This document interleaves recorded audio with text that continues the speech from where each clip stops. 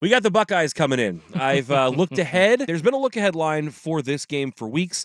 It's now up to Buckeyes favored by 2.5 on the road in Autzen.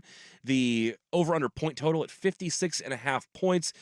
You look across the board at kind of their stats and the comps that you have against Oregon Stars. Will Howard has had a very nice season. 8 touchdowns, 2 picks.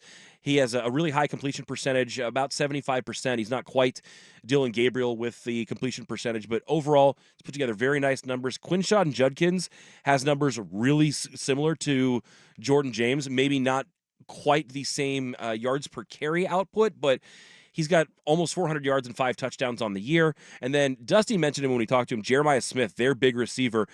He has all the same output that Tez Johnson does. He just does it with fewer catches. So he's the guy who really stretches the field, really takes the top off the defense, really threatens the back end of your defense, and also opens things up underneath for his team. But I'll be honest, as a Ducks fan, I'm scared about this one. I always get a little bit shaky in my boots when you get a top 10 matchup, and I've seen plenty of them go Oregon's ways in the past. I've seen plenty of them go the wrong way, but the hype is going to be at an all-time high. When you just kind of give your first thoughts to this game, Schulte, what are the things that stand out to you? What are the things you think are going to be important, and how do you kind of see it stacking up? Well, you hate to look at historical records against teams, but I gotta, when you're in such an important game, I mean, whenever it is, if it's a season opener, if it's like your college football playoff, if it's your conference championship, if it's like game 6 against Michigan and Ohio State, you gotta look and see, what you've done in the past against this team, and it hasn't been pretty. Ohio State leads Oregon 9-1 all time. Yeah, it ain't good, and but now, and we're getting into the point, thankfully, where we are more confident that Dan Lanning has been able to actually put a big front on the offensive line. Well, that's just it. It's been the matchup's been a little bit less, more lopsided than it is now. I think the playing field a little bit more even. Although, it's funny. It feels like everyone in the country would think that Ryan Day is an incredible coach, except for people in Columbus, Ohio, who want to run him out of town. But he is a very good coach. I mean, they've only allowed opponents to score 27 points this season. I think that's like 5 or 6 a game total. They've scored a ton. You talked about their amazing offense. They've got like 3 or 4 deep at the wide receiver position, and they're all like Evan Stewart, Tez Johnson level, right? I'm sorry.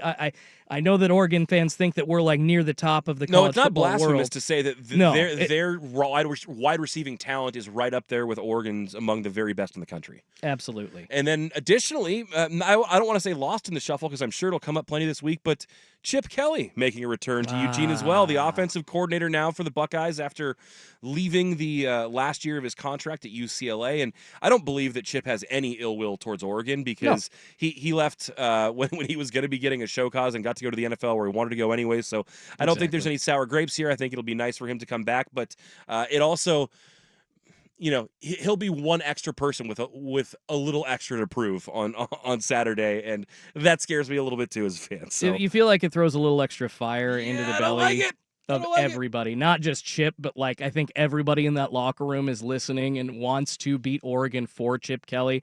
Obviously, they've got their own implications and they've got their own reasons, but it is always good for a college football locker room to get some kind of like feel-good story going.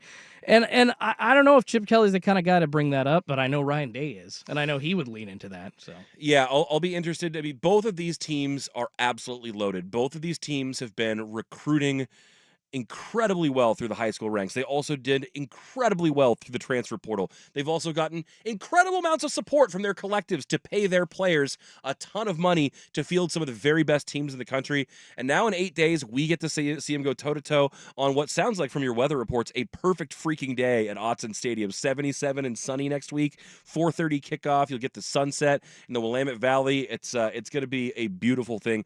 I can't wait for it.